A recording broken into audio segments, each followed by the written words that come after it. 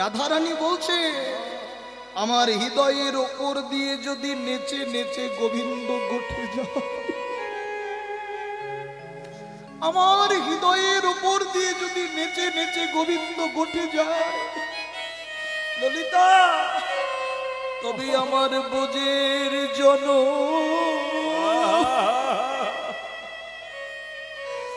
বোঝের জনমে ধন্য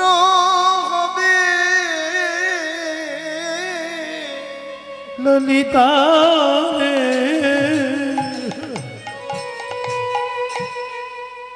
আমার ব্রজের জন